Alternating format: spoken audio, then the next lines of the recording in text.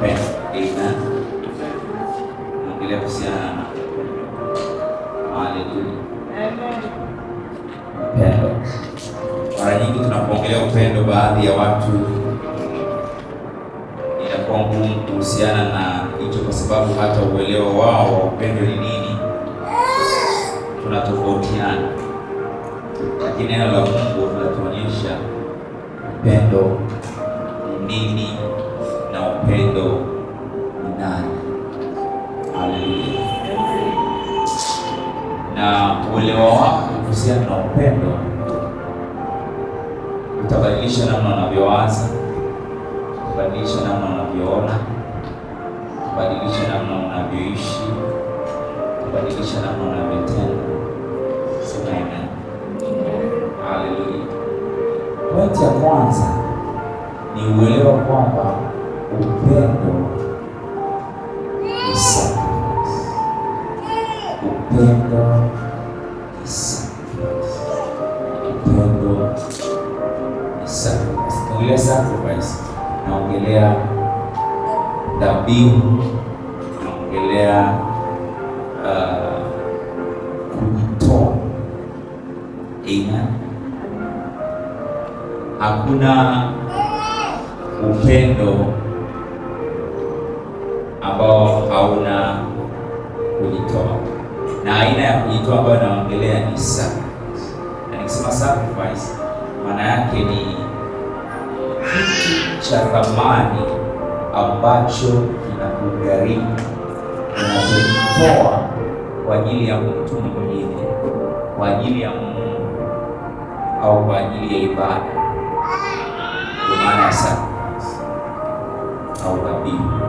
So, kwa hiyo upendo ni dhabihu. Hauwezi ukapenda bila dhabihu. Hauwezi ukapenda bila kujitoa. Haleluya. Amen. Nishasikia mtu anasema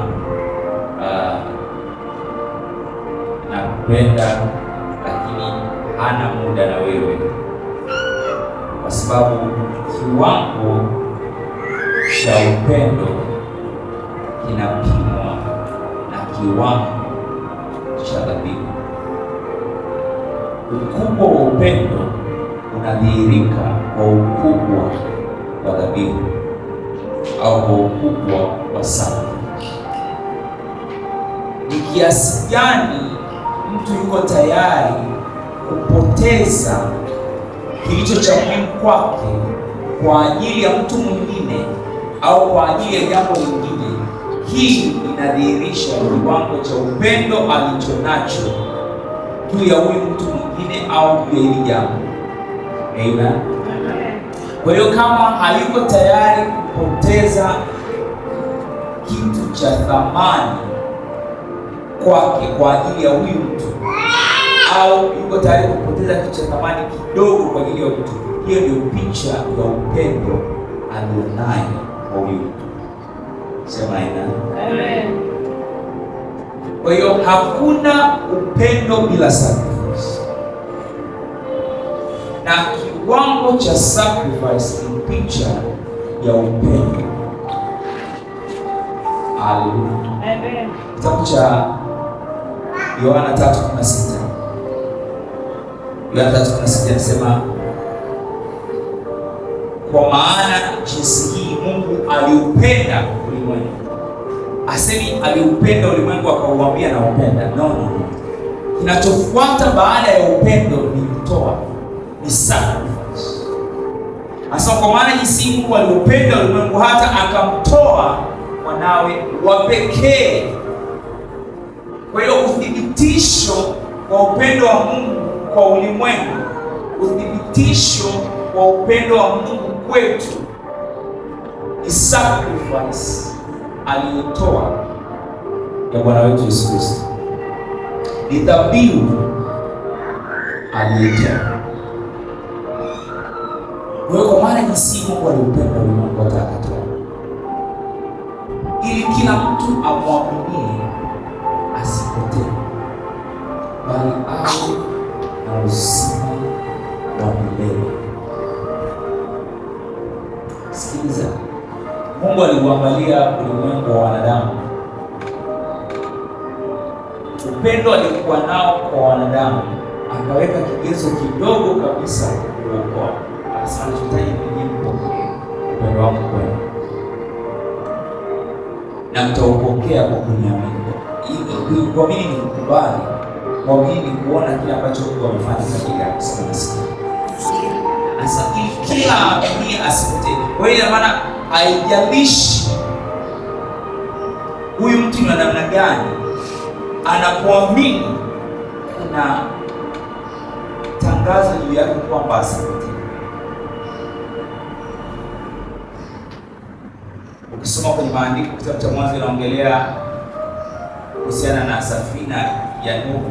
Nakumbuka safina ya Nuhu ni picha ya Kristo. Hello. Nataka niwakumbushe kwamba safina ya Nuhu waliingia wanyama kwa kila namna, sio wadudu kwa kila namna. Haijalishi mnyama alikuwa mzuri kiasi gani, asipoingia kwenye safina ya Nuhu aliangamia. Haijalishi mnyama alikuwa mbaya kiasi gani, akiingia kwenye safina ya Nuhu aliokolewa. Kwa hiyo kinachookoa watu ni wapi wameingia. Yeyote ambaye ameingia katika Kristo, haijalishi uwema wake au ubaya wake, wokovu wake hauamuliwi na wema wake au ubaya wake, unaamuliwa na yuko wapi. Hello. Kama kupata picha, fisi waliingia kwenye safina. Haleluya. Amen. Ngedere wa kila namna waliingia kwenye safina. Hello. Amen. Na walipoingia kwenye safina hawakuangamia. Kigezo ni kimoja tu, kuingia kwenye safina. Na kigezo kilichoko katika majira haya, maana waandika sema siku za mwisho zitakuwa kama siku za Nuhu. Hello. Itapigwa kelele kila mahali kwamba watu waingie kwenye safina, kwa maana siku mbaya zaja. Hello. Wataoingia ndani wataokolewa milele, ambao hawataingia. Kwa hiyo haijalishi ubora ulionao, inapojalisha ni uko wapi. Kwa hiyo kuna watu wema ambao wataangamizwa kwa sababu hawako ndani ya Kristo. Kigezo sio wema, kigezo ni kuwa ndani ya Kristo. Na mara nyingine kifikiri, napenda kukumbusha kwamba kuna baadhi ya watu wanaingia ndani ya Kristo, wanakwazwa ndani ya Kristo. Wanasema kama Ukristo wenyewe ni huu, bora niache Kristo. Lakini sikiliza, ungekuwa kwenye safina, ng'ombe anajisaidia kule ndani, tembo anajisaidia kule ndani, lakini usalama wako ni kubaki ndani ya safina. Ukisema nimekasirika kwa sababu ndani kuna ngedere, ukatoka nje ya safina, gari yanakuja. Sema niko ndani ya Kristo. Sema niko ndani ya Kristo. Mimi na familia yangu, mimi na kila kinachohusu. Haleluya. Kwa hiyo maana kwenye maisha yako kuna tamko kwamba usiangamie, bali uwe na uzima. Sema nasikia. Point ndio kwa naongelea, lakini ni kuhusiana na sana kwamba upendo ni sana. Upendo ni kutoa, upendo ni kujitoa. Mungu alijitoa mwenyewe kama dhabihu. Haleluya. Amen. Kwa kitabu cha Wakorintho wa pili 5:18. Wakorintho wa pili 5:18.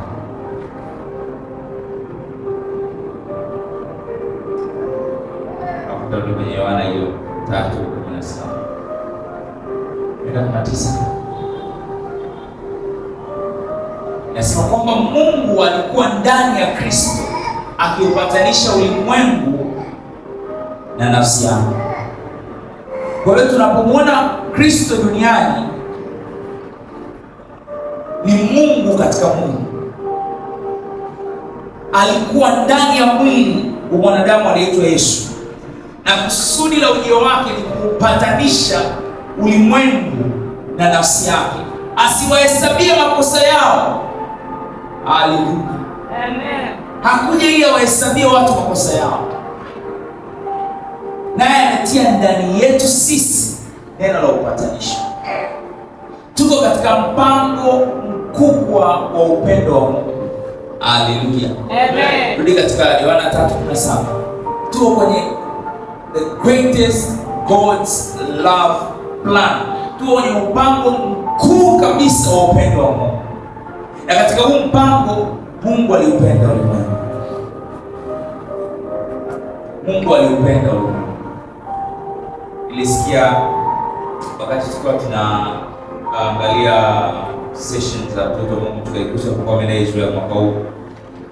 Beni akatoa sentensi moja ambayo ilibadilisha namna ambavyo naona vitu.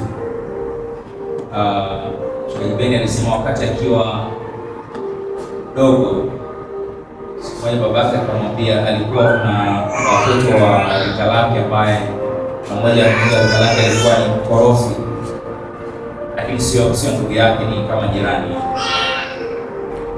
Babake akamwambia Beni kwamba bila sote mtoto, akamwambia akunipa ule mtoto ndani ya miezi mitatu naweza kukiuza kwa kitu kingine. Tukajibeni akamuuliza utafanyaje? Babake tukajibeni akamwambia upendo, love. Sasa nikipewa mtoto kwa miezi mitatu nikapenda kwa miezi mitatu atabadilika. Just love and more love. Upendo na upendo zaidi. Asema Mungu alikwazwa na ulimwengu, akasema nitawashughulikia. Mungu aliupenda. Watu wengi wana maarifa kuhusiana na hasira za Mungu ambazo hana kuliko upendo wa Mungu ambao wanao. Mungu aliuangalia ulimwengu na akajua tiba ya wanadamu hawa ni upendo. Mwambie yangu upendo. Shika kila kwa kuambia na kupenda. Haleluya. Amen. Amen. Nimeona upendo ukibadilisha watu. Nimeona upendo ukiyeyusha mioyo migumu kuliko yote. Nimeona upendo ukitoa machozi kwenye macho ya watu ambao wanaonekana ni wagumu kama miamba, lakini upendo una namna ya kuwafikia watu. Sema nasikia. Nasikia. Haleluya. Amen. Kitabu cha Warumi 5:8. Kwa hiyo kama una mtoto wako mkorofi, una mume wako mkorofi, una mke wako mkorofi, una jirani yako mkorofi, una mfanyakazi mwenzako, watu wengi wako, una uwezo wa kuwapenda na kuwatoa kwenye kifungo.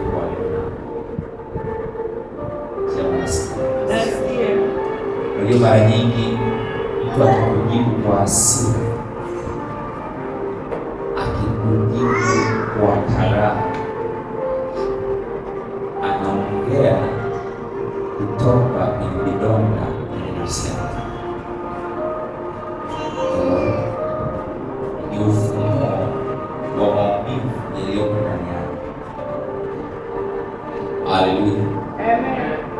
Maandiko yanasema watu walioumizwa wanaumiza. Sio kutana na mtu kama unakumbuka kwa mdogo especially then atukia sana boys, ulicheza mpira ukaumia, alafu ukiwa shule au sema msaidizi anakugusa,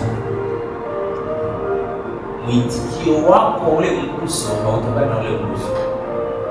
Mwitikio wako ule mguso unatokana na kidonda ulichonacho. Kwa hiyo pengine utang'aka kwa sababu amekutonesha kidonda, lakini ungekuwa hauna kidonda, mguso ule ule usingeleta maumivu. Maumivu yanatokana na mguso, maumivu yanatokana na kidonda. Haleluya. Amen. Na dawa ya vidonda, dawa ya maumivu walionayo watu upendo. Na upendo ambao tunauangalia leo ni upendo wa Mungu. Amen. Haleluya. Amen. Warumi 5:8 anasema, bali Mungu aonesha pendo lake mwenyewe kwetu sisi, kwa kuwa Kristo alikufa kwa ajili yetu tulipokuwa tungali wenye dhambi. Napenda tafsiri ya neno, anasema lakini Mungu anaudhihirisha kwamba hii ni udhihirisho, hii ni ushahidi, hii ni proof ya upendo wa Mungu kwetu. Hello? Kwamba alitupenda tungali wenye dhambi. Udhihirisho wa upendo hautokei wakati mtu anapendeka. Udhihirisho wa upendo ni pale asipopendeka.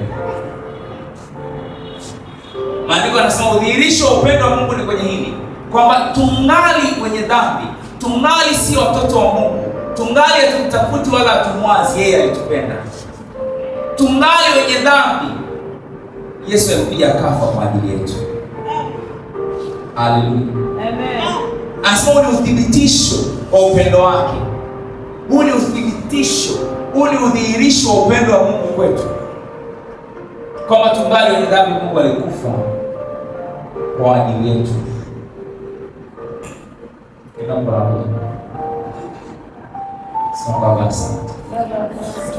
Haleluya.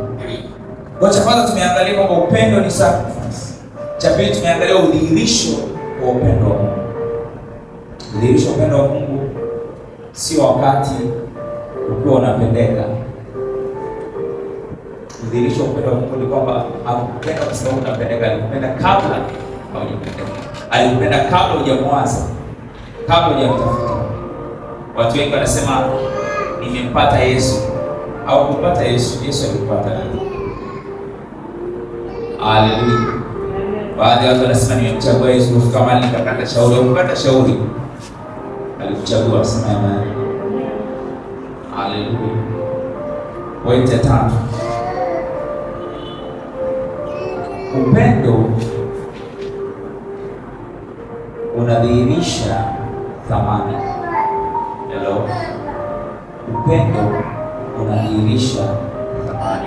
Kuelewesha. Kwa mfano, mtu ambaye anapenda saa anaweza kununua saa ya milioni 6. Hello. Wewe ambaye upendi saa, alikwambia saa ya milioni 6, unamwangalia unamwona hayuko sawa. Unaambia saa inafanyika, inasema tu saa. Kwa nini saa ya milioni 6? Anakwambia saa inaitwa inafanya. Aligundua sio. Akishakuelezea kila kitu cha hiyo saa, bado una swali. Sasa yaani moyo wako unatafuta milioni 6 hii saa. Waambia ni wewe maelezo yake unaona maana wewe utegemea hii saa inanunua gari na inaosha vyombo, inapeleka watu. Hii saa ina maana lakini kilichomfanya anunue saa kwa milioni 6 ni mapenzi yaliyonayo na saa. Hello. Upendo unadhihirisha thamani. Kama hauna thamani, kama uthamini kitu, hauwezi ukasacrifice, kwa sababu upendo ni sacrifice. Kiwango cha sacrifice ambacho unaweza kutoa kwa ajili ya kitu fulani au mtu fulani, picha ya upendo ulionayo kwa huyo au kwa ajili ya mtu. Haleluya. Amen.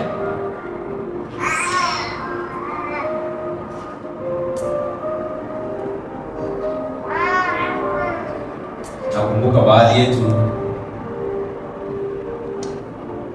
nyakati za kale, namna ambavyo tulitembea umbali mrefu kwenda kumwona mtu ambaye anatuona. Hello. Nilienda kilomita kadhaa na bado kuonwa, especially wanaume ndio wanaimba na ukarudi kilomita kadhaa. Haleluya. Amen. Na zile kilomita hazikuwa kama siku kwa sababu ya thamani uliyoweka kwa huyo mtu. Sio. Kuna watu ambao wakiingizwa kwenye mahusiano hawali, hawaogi, hawatoki ndani.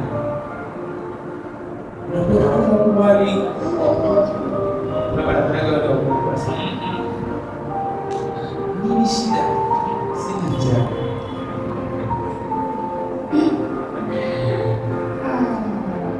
Haleluya. Petro wa kwanza 1:8. Petro wa kwanza 1:8. Unajua dini imechora picha ya kwamba Mungu hakuhitaji, lakini wewe unamhitaji Mungu. Ushasikia? Hello? Mungu hakuhitaji. Mungu ni Mungu. Kabla ya misingi ya dunia na baada, yeye ni Mungu. Hakuhitaji, lakini tunakuhitaji. Tunamhitaji. Sasa Baba na Mungu atusaidie. Hello? Nataka tuanze pamoja na mimi. Ewe binti ambaye haujaolewa, amekuja kwako kaka, akalipa mahari ya milioni 500, akamnunulia babako Rolls Royce ya milioni 500, akamnunulia mama yako Mercedes Benz ya milioni 400, akajenga nyumba kwa ajili ya wazazi wako kama sehemu ya mahari. Alafu mtu akaja kukwambia huyu mwanaume hakuhitaji, lakini anamhitaji. Ina maana kama alikuwa anahitaji, kwa nini mlipa gharama hizi? Gharama aliyolipa na nchi unahitaji alionaona. Kwa hiyo picha ya mahusiano ambayo tumekuwa nayo na Mungu ni kwamba sisi hatufai, hatustahili, lakini wengine tuone tu huruma. Baba, haleluya. Upendo unadhihirisha thamani. Anasema kwa maana mnafahamu kwamba mlikombolewa kutoka katika mwenendo wenu usiofaa ambao mliurithi kutoka kwa baba zenu, si kwa vitu viharibikavyo, yaani kwa fedha au dhahabu. Anasema hatukuokolewa kwa fedha au dhahabu. Dhahabu yote ulimwengu haikutosha kununua thamani yako. Bwana maandiko yanasema itamfaa nini mtu akipata ulimwengu mzima na kupoteza nafsi? Kwa maana nafsi ya mtu mmoja ni ya thamani kuliko ulimwengu mzima. Haleluya. Amen. Sema mimi ni wa thamani. Sema tena mimi ni wa thamani. Mimi ni wa thamani. Unapoelewa kiwango cha gharama iliyowekwa kwa ajili yako, mtazamo wako unabadilika. Maono yako yanabadilika. Namna unavyojitazama, namna unavyofikiri kuhusiana na wewe inabadilika. Haleluya. Itabadili namna unavyotembea. Itabadili namna unavyoongea. Itabadili hata mahusiano ambayo uko tayari kuingia. Itabadili maeneo unayoweza kwenda. Itabadili hata picha unazoweka status. Itabadili hata picha unazoweka kwenye social media. Kwa sababu unajua thamani yako. Sema imani. Itaathiri ujasiri ulionao. Kwa sababu unajua thamani yako ni damu ya mwana kondoo. Haleluya. Damu ya thamani. Unaomba ni Bwana Yesu. Hiyo thamani yako. Kwamba sikiliza. Ukienda kununua gari milioni 50, unachosema ni kwamba hili gari na milioni 50 vinafanana. Si ndio? Hello, tarudia. Chochote unachokinunua kwa bei, ukinunua unachosema ni inchi, kwamba inchi ilichonunua na bei yake inalingana. Shika, mnaelewana na mimi? Kwa sababu kama bei ingekuwa ni kubwa kuliko hicho kitu singelipia. Lakini ukilipia ina maana moyoni wako umekubali kwamba hii bei inalingana na inchi kitu. Kwa hiyo Mungu alipokuja duniani akamwangalia sasa naye. Akamwangalia Yesu akasema mtatoa. Na unajua kwa watu wengi wanadhani kwamba Bwana Yesu ndio pekee anatembea. Hapo sasa. Kama namba pekee. Namba pekee. Nataka nikutoe duniani. Yesu sio tofauti na Mungu. Yesu ni udhihirisho wa Mungu kwenye mwili wa Mungu. Mungu alikuja mwenyewe duniani akavaa mwili, akafa ili apate neema, akaja akafa ili apate baraka. Na hakufa kwa sababu tuko wengi, alikufa kwa sababu ya thamani yetu.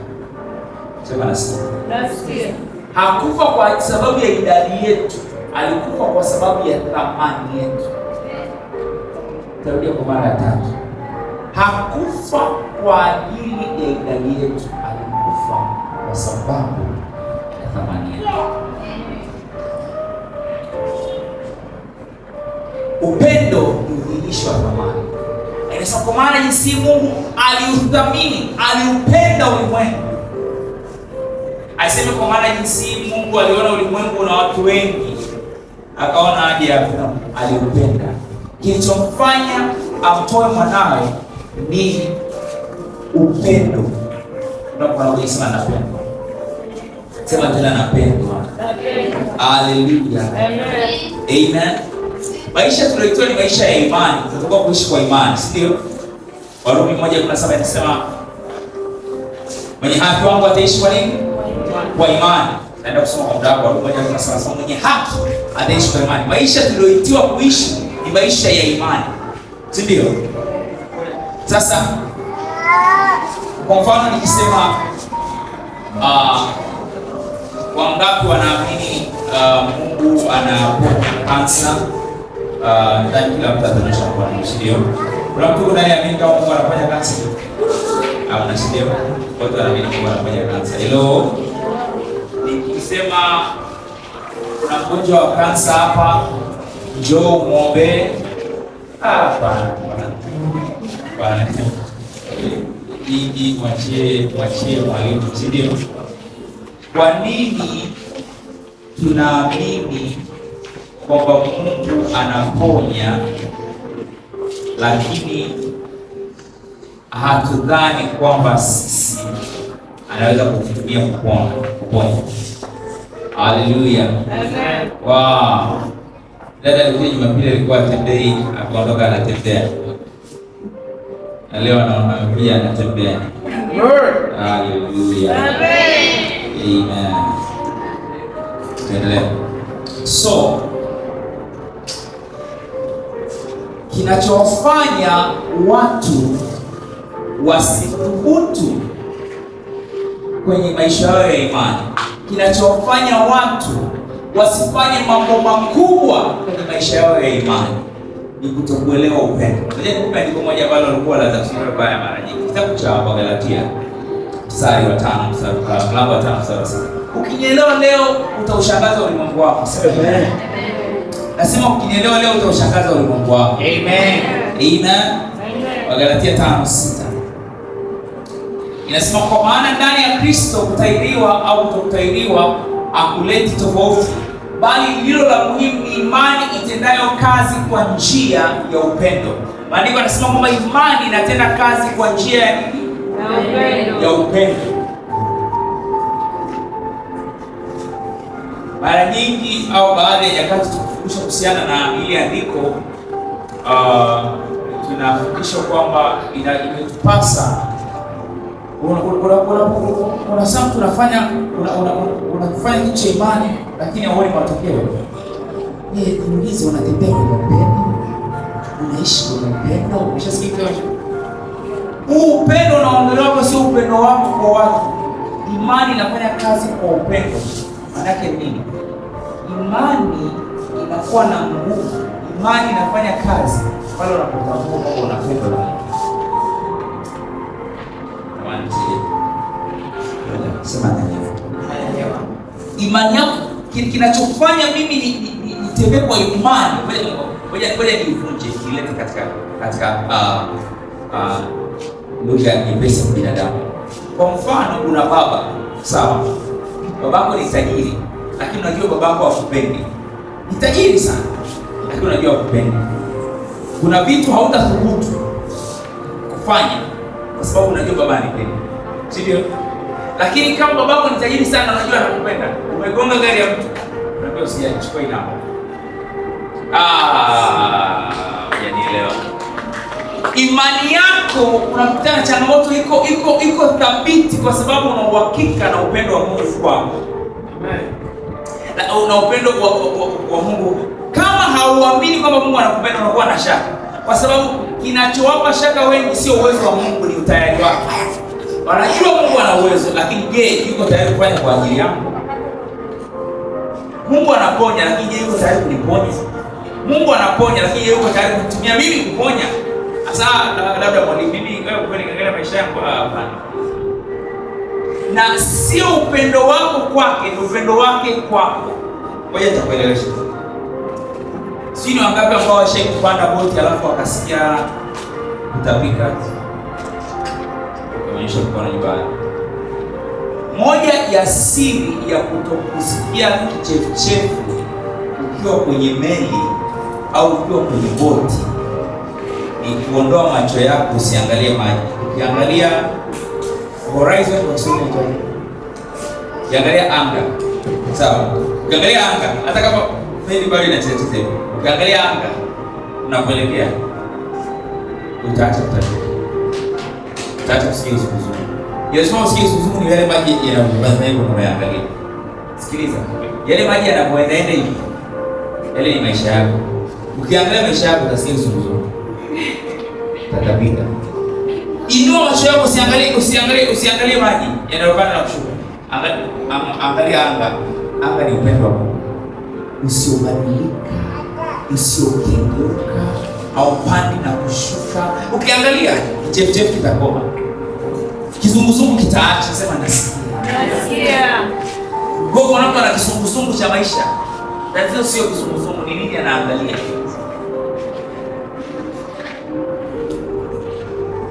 Anasema imani inatenda kazi kwa njia ya upendo.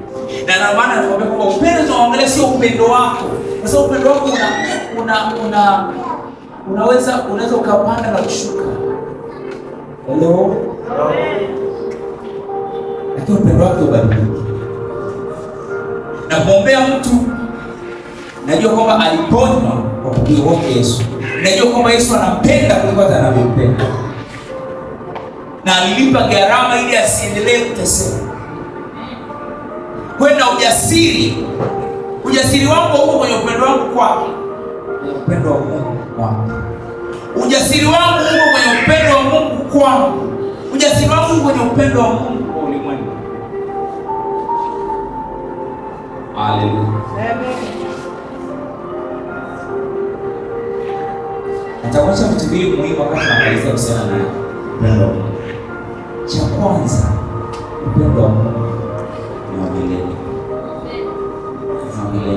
Unajua tumezoea kukaa kwenye mahusiano, kwa mfano na baba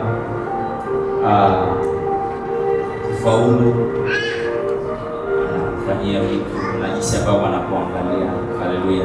Amen. Usipofanya vyema kuna jinsi anavyokuangalia. Hello. Upendo wake kwa baba unabadilika, sio? Kwa mara nyingi tumechukua picha ya baba zetu tukaileta kwa Mungu. Tumechukua picha ya mume tukaileta kwa Mungu. Tumechukua picha ya bosi wako. Siku bosi wako anakuja amekuimba. Haleluya. Lakini upendo wa Mungu ni constant, haubadiliki. Upendo wa Mungu kama ile anga haibadiliki. Uko vile kwa sababu tumesoma wakati tunaanza tukaelewa kwamba katika hili upendo wa Mungu umedhihirisha kwamba alitupenda kimbali wetu. Huu ni ushahidi wa upendo wa Mungu wetu. Kwa point ya kwanza, upendo wa Mungu na milele. Kwa kitabu cha Isaya 54:10. Isaya 54.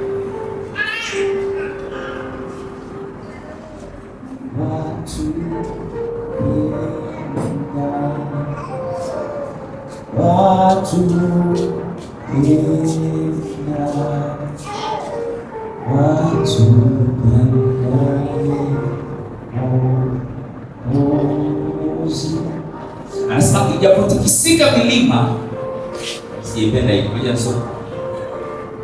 Anasema itasema maana milima itaondoka na vilima vitaondolewa, bali wema wangu hautaondoka kwako, wala agano langu la amani halitaondolewa, asema Bwana wewe.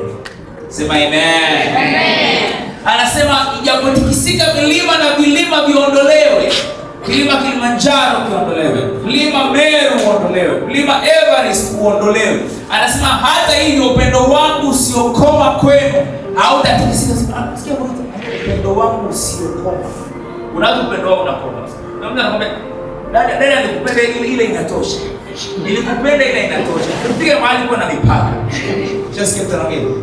Upendo wa Mungu ni upendo usiokoma. Unaweza kusema mwalimu, Mungu anapenda kila mtu. Ndio. Mungu atapenda kila mtu mpaka mtu naenda motoni, anakupenda mpaka pale motoni. Haleluya, anakushukuru motoni. Anakuambia mwanangu usiende moto, mimi nakupenda. Mwanangu usiende moto. Basi naenda mpaka motoni. Mwanangu usiende moto.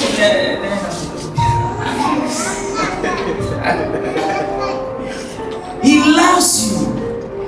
Asa upendo wake usiokoma hautatikisika kama. Wangapi wameshaona mlima Kilimanjaro kuja da? Shaona mlima Kilimanjaro kuja da? Anasema hata kama Kilimanjaro kuja da, upendo wake usaidie ile mlima. Hautikisiki, haukomi. Haujasali wiki, haujatoa sadaka mwaka, anakupenda. Haleluya. Anakupenda. Wangapi wanakumbuka hadithi ya mwana mpotevu? Unajua mwana mpotevu akirudi kwa babake, siku anapenda babake. Hayo kwa sababu ya njaa. Hello. Alikaa akawaza akasema wewe sio. Baba babangu wafanya kazi wanakula sasa. Na mimi niko hapa na shiriki na hakuna kwa sababu nimemisi baba yangu. Akumisi baba njaa. Kuna watu wengi wako kanisani kwa sababu ya njaa, lakini Mungu anawapenda hivi. Haleluya. Asemi kichokuleta hapa ni njaa. No. Maana alirudi na njaa yake, akati anakuja, baadaye wasema babake akamwona mbali. Wewe kupe picha. Huyu baba alikuwa tajiri. Na matajiri nyakati za Israeli walikuwa wavai suruali na kama mimi nimevaa. Anavaa mavazi makubwa. Kama wale ambao unaona wanavaa wa Nigeria. Bali nasema babake alikimbia kumfuata. Kwenda pale picha babake alibeba vazi lake bila kukimbia mwanae. Akamsubiri mwanae afike. Alipofikia akamkumbatia, akambusu. Wakati mwanae sana alikuwa anajipanga na maneno yake usema tafika na kusema baba yangu nisamehe. Nimekosa mbele zako. Moyo fursa. Akaja hata kuongea ni mabusu. Wakati anaongea kwa wake atamsikiliza, anasema wafanyakazi leta pete abadilishe. Chukua vazi la thamani, na kilichotaka ni njaa, sio upendo. Wiki ya kwa na amani. Haleluya. Unajua watu wengine sio upendo Mungu. Unajua wengine nimekuja kwa sababu ya shida zenu. Yes. Unapokuja ile ya njaa lakini kwa anawakimbilia na njaa zao. Haleluya. Amen. Anawakumbatia. Glory.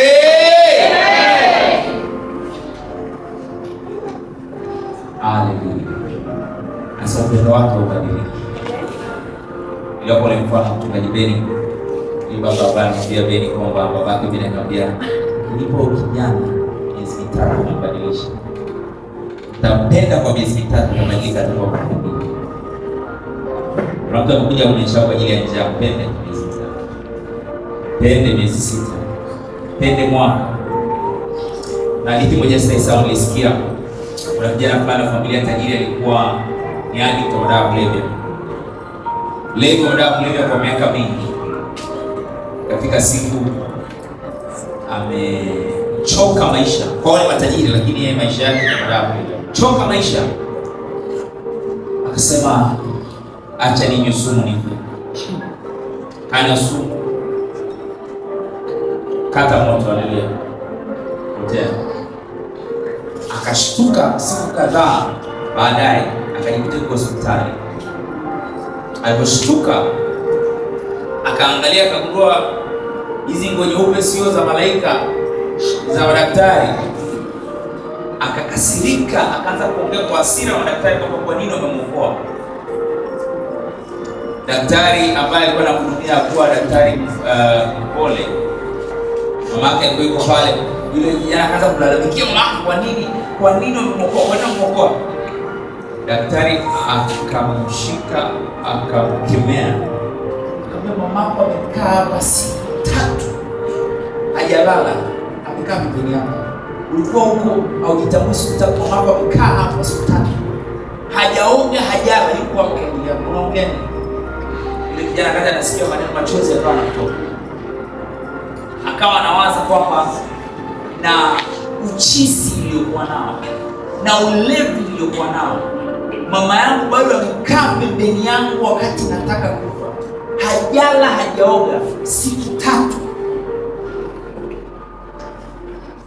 Akitaji matibabu ya arosto, alikuwa na madawa dalili kutoka kwa upendo, kwa sababu mama alipenda kwamba ndio wewe ni teja lakini ni mwanangu. Sema nasikia.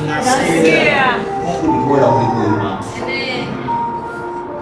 Mungu ni bora kuliko mama. Amen. Upendo unaweza ukaponya walio chini. Upendo unaweza ukainua walio chini. Tunapoona kwenye simani wenye mpango wa Mungu wa upendo. Kwenye mpango. Haleluya. Amen. Na tutaupenda ulimwengu kwa Kristo, sema amen. Tutaupenda ulimwengu kwa Kristo, sema amina. Kwa hiyo kitu cha kwanza, upendo ni wa milele. Yeremia 31 mstari wa 5. Leo tunasherehekea Christmas, tunasherehekea upendo. Amen. Yeremia 31:5. Haleluya.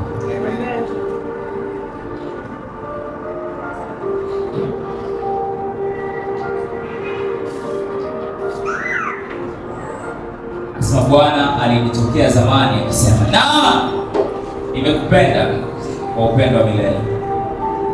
Kwa upendo wa nini? Wa milele. Wa milele.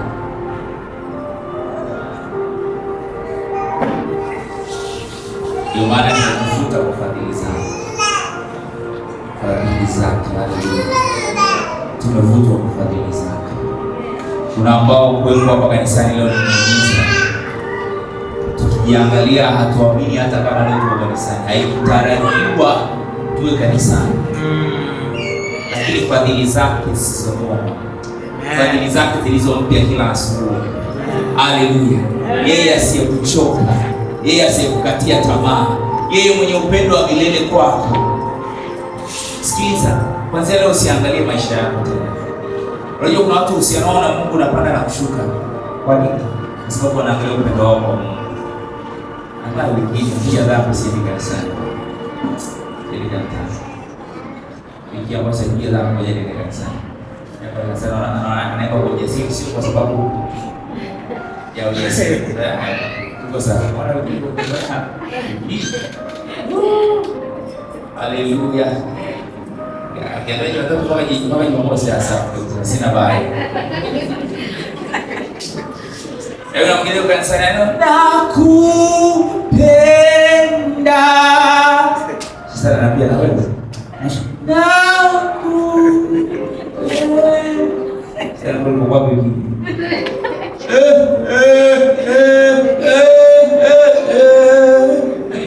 Ya kama leo sana kujika. Akutarania. Isabel. Ndio roho anakaa chini kabisa. Kachi.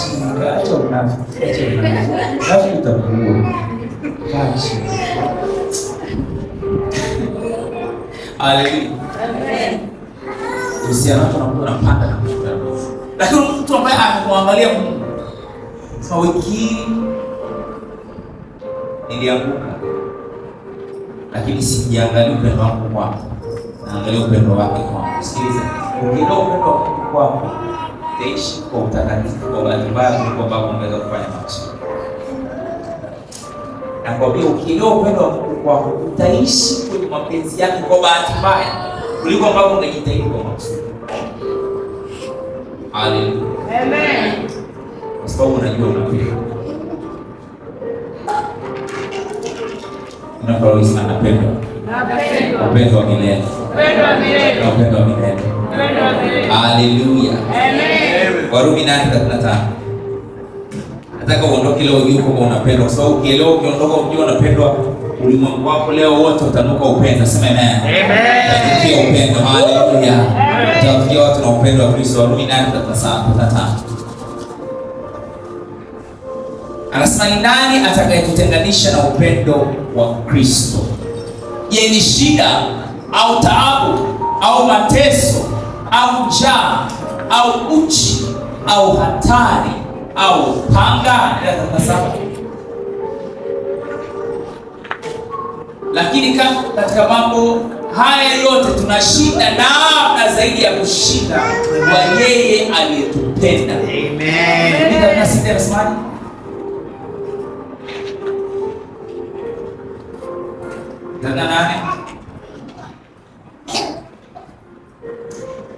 Anasema kwa maana tumekwisha kujua hakika kuwa wala mauti wala uzima wala malaika wala wenye mamlaka wala yaliyopo wala yatakayokuja wala wenye uwezo.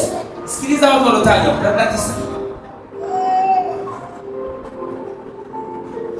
wala yaliyo juu wala yaliyo chini wala kiumbe kingine chochote hakitaweza kututenga na upendo wa Mungu ulio katika Kristo Yesu Bwana wetu. Haleluya. Anasema hakuna cha kututenga na upendo wake.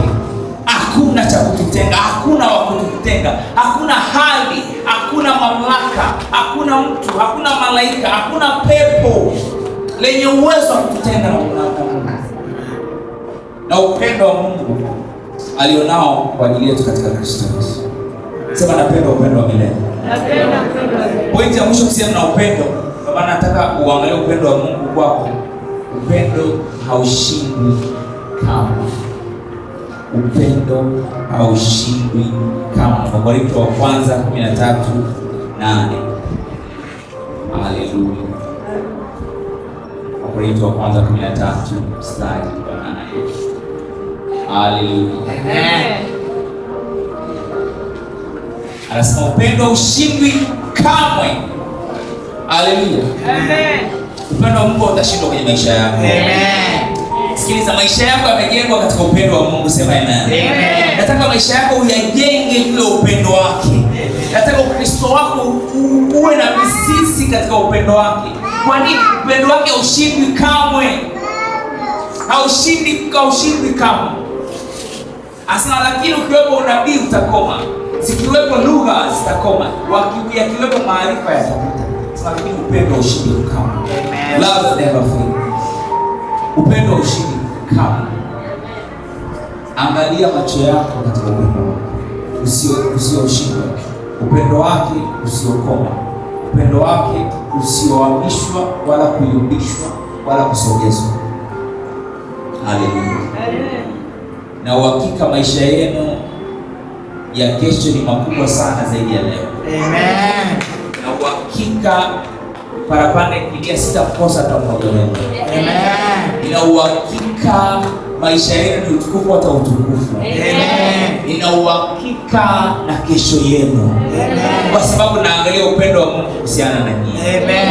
Naangalia upendo wa Mungu kuhusiana na maisha yenu. Amen. Upendo wa Mungu hautashindwa kuhusiana na familia yako. Amen. Upendo wa Mungu hautashindwa kuhusiana na biashara yako. Amen. Upendo wa Mungu hautashindwa kuhusiana na mtoto wako. Amen. Upendo haupungui neno. Upendo hautashindwa kamwe. Sio upendo hautashindwa, lakini ni kama mifumo inaweza ikashindwa, nidhamu inaweza ikashindwa, bidii inakoma, maarifa yana mipaka yake, nguvu za kibinadamu zinashindwa, lakini upendo alionao kwetu haushindwi kamwe. Haleluya. Amen. Hamna ukuta ambao wataruka, hakuna pengo ambalo wataziba, hakuna vita ambayo atapigana kwa ajili ya wale wampendao. Amen. Anakupenda isivyo kawaida. Nimesimama hapa asubuhi ya leo na ujumbe kutoka kwa Mungu kwa ajili yako. Amen. Baba yako anasema anakupenda. Amen. Anasema ni mtu wa pekee kwake. Amen. Anasema wewe uko kwenye picha kubwa ya upendo Amen. alionao kwa ajili ya ulimwengu.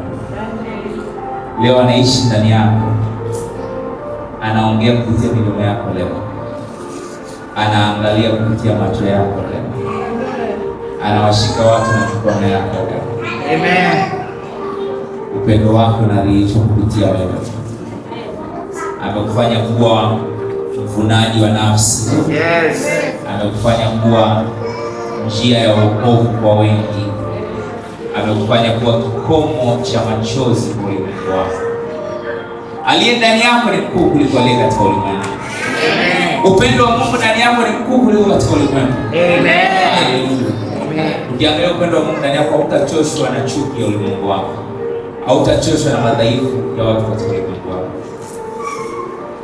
Mara nyingi tunawapigia watu kelele wapende watu, tunawapigia kelele watu wabadilike, waache chuki.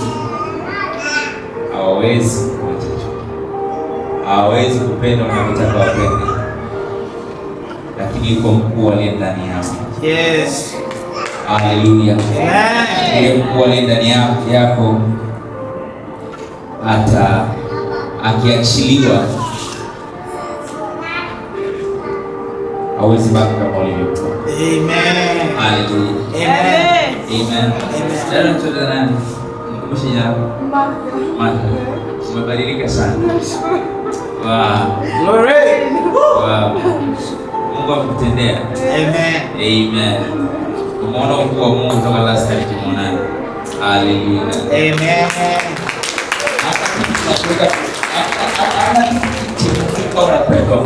Amen. Mwana dada Martha ni mara ya 3. Lakini ukiangalia ndio uso wake, unajua amekutana na upendo. Sema Amen. yes. Yes. Utakutana na wewe mtana upendo wa Mungu. Haleluya. Amen. Amen. Amen. Mshukuru Mungu, mshukuru Mungu kwa yote. Mshukuru Mungu, mshukuru Mungu. Haleluya. Haleluya.